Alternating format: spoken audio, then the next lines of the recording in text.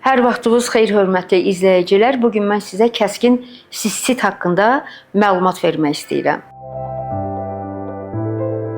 Sistit sidik hissəsinin iltihabı prosesidir. O həm kəskin, həm də xroniki ola bilər. Əgər sistit ildə 3 dəfədən artıq baş verirsə, bu artıq xroniki sistitin əmələ gəlməsinə bir işarədir. Sistit nə deməkdir?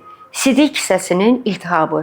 Məsələ bundadır ki, sidik hissəsi daxildən xüsusi bir qatla örtülmüşdür və onun iltihablaşması nəticəsində sistit əmələ gəlir. Qadınlar özlərində nə hiss edirlər?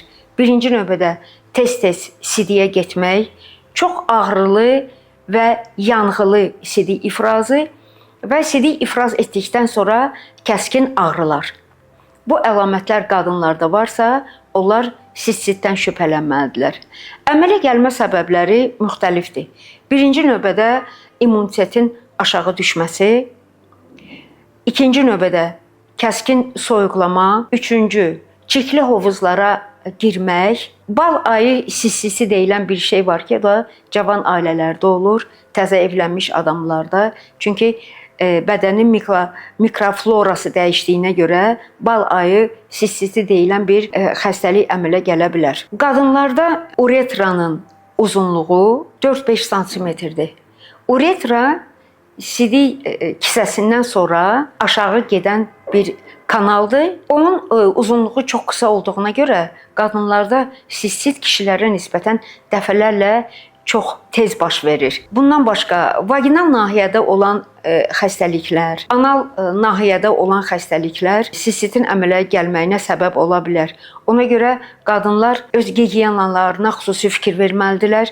Vaginal nahiyəni və anal nahiyəni təmiz saxlamalıdırlar ki, onlarda sistit əmələ gəlməsin. Əgər qadınlarda sistit əlamətləri, yəni tez-tez siyimə, yanğılı, ağrılı, göynədən sidik ifrazı varsa, birinci növbədə suyun miqdarını artırmalıdırlar. Çünki suyun miqdarı artıq olduqca bədəndən çıxan sidiyin miqdarı da artıq olur və sidik hissəsindəki infeksiya yuyulub gedə bilər, azala bilər. Mütləq gigiyenaya fikir vermək lazımdır.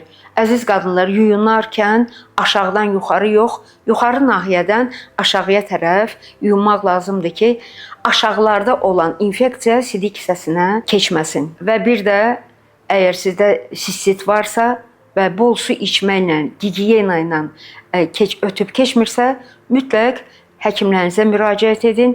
Həkimlər həm sidikdən analiz götürəcəklər, sidiyin əkilməsini yoxlayacaqlar və vaginal yaxma və vaginal əkilmə ilə diaqnozu dəqiqləşdirəcəklər, müalicə yazacaqlar və beləliklə siz gələcəkdə həm kəskin sistit olmayacaqsınız və eyni zamanda kəskin sistit də xroniki sistitə keçməyəcək. Yay aylarında özünüzə xüsusi fikir verin, təmiz hovuzlara gedin, dənizlərin təmiz hissəsində çimin ki, infeksiya sizə yoluxmasın. Sizə xoş istirahətlər arzulayıram. Diqqətinizə görə çox sağ olun.